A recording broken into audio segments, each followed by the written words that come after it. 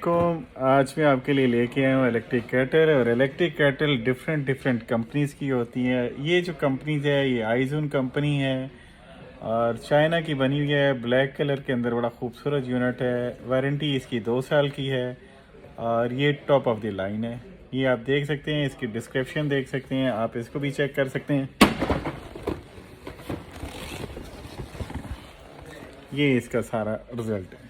Thank you.